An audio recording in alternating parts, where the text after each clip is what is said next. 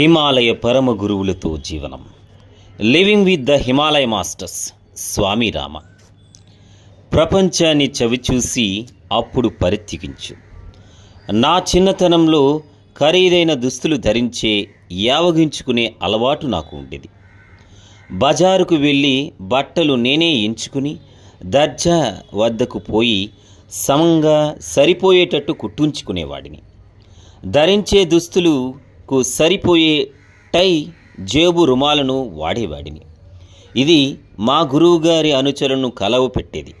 నేను జీవించే విధానం గురించి ఎప్పుడూ కొనుక్కునేవారు. 5 సంవత్సరాలు ఇలా గడిపాను. కానీ మా గురువుగారేమీ వ్యాకుల పడేవారు కాదు. నా పెరుగుదలకు చాలా అవసరమైన పాఠం నేను నేర్చుకుంటున్నాను.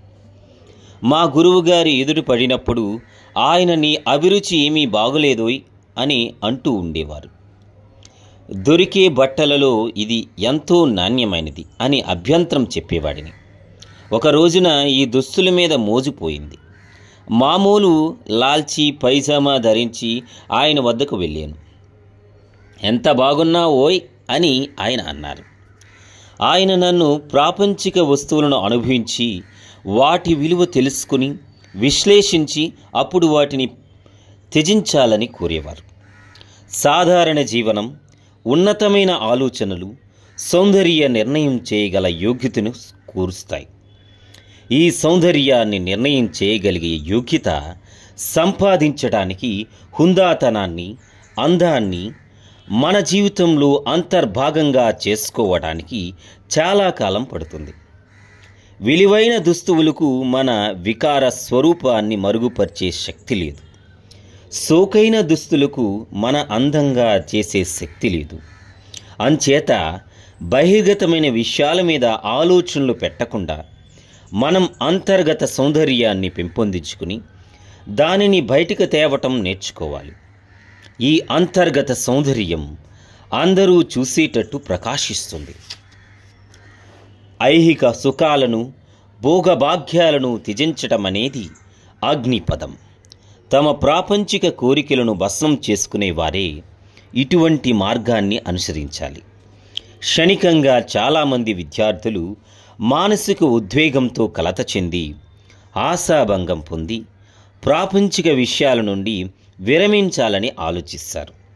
ఇది బాహ్య పరిస్థితి వారి మనస్సుకు ఆహ్లాదం కలిగించినా అటువంటి విద్యార్థులు ఎక్కడికి వెళ్ళినా నిలకడలేని అంతర్గత ప్రపంచాన్ని ఇంకా వారి వెంట తీసుకుని వెళ్తారు.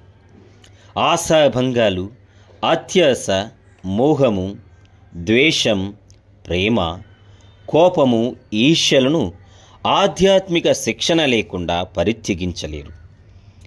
భంగపడినట్టే తృప్తి చెందనటువంటి ఆత్మకు త్యజించే పదంలో వెళ్ళడానికి అర్హత లేదు.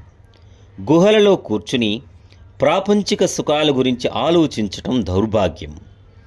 మా గురువుగారు నా బాల్యాన్ని వ్యర్థమైనదిగా కాక సామాన్య బాల్య వ్యవస్థగా గడపాలని కోరారు.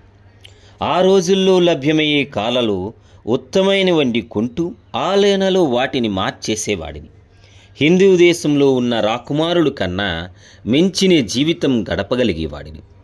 స్నేహితులు, బంధువులు, ఆఖరికి పోలీస్ శాఖ వారు కూడా ఇంత విలాసవంతమైన జీవితం గడపడానికి నాకు ధనం ఎక్కడి నుండి వస్తుందని విస్తుపోయేవారు. అసలు సంగతి ఏమిటంటే నేను ఏది కావాలని కోరుకుంటే అది మా గురువుగారు ఇచ్చేవారు. ఆయన తన వద్ద ఏమీ ఉంచుకునేవారు కాదు, వాడుకునేవారు కాదు. ప్రపంచంలో వస్తు విలువలు తెలుసుకున్నాక నేను చల్లపడి సమంగా ధ్యానం చేయటానికి వీలైన ప్రశాంతమైన మనస్సును పొందగలిగాను. గుప్తమైన కోరిక చాలా ప్రమాదకరం. అది నిజ జీవితంలో కన్నా ధ్యానంలో ఇంకా ఎక్కువ స్పష్టంగా కనబడుతుంది. ప్రాపంచిక లాభాలపై కోరిక మోక్ష సాధన కోరికను తీర్చుకోవటంలో అడ్డంకులు కలుగు చేస్తాయి. గంగా నదీ తీరానికి వెళ్దామా పద, నీకు ఇంకో పాఠం నేర్పాలి అని ఒకరోజు గురువుగారు అన్నారు. అదేమిటి అని నేను అడిగాను. హిమాలయాల్లో ఎందుకు నువ్వు నివసిస్తున్నావు అని ఆయన అడిగారు. ఆధ్యాత్మిక సాధనకు అని నేనన్నాను. ఆధ్యాత్మిక సాధన నీకెందుకు కావాలి అని ఆయన అడిగారు. జ్ఞానము చెంది పరిపూర్ణత పొందడానికి అని నేనన్నాను. మా గురువుగారు ఇలా జవాబిచ్చేవారు, అలాంటప్పుడు ప్రాపంచిక వస్తువుల కోసం ఎందుకు ప్రాకులాడుతాం? ఈ ప్రపంచంలో నీకు అవసరమేమిటి?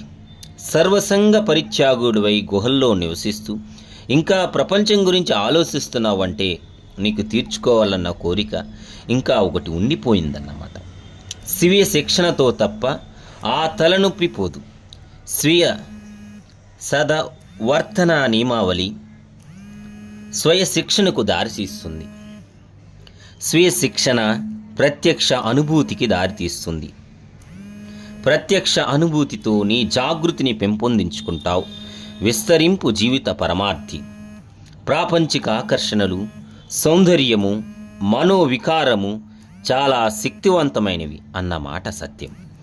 కానీ జ్ఞానిని కావాలన్న ప్రగాఢ కోరిక సాధకుని తన పదం నుండి మళ్ళీ నీయదు.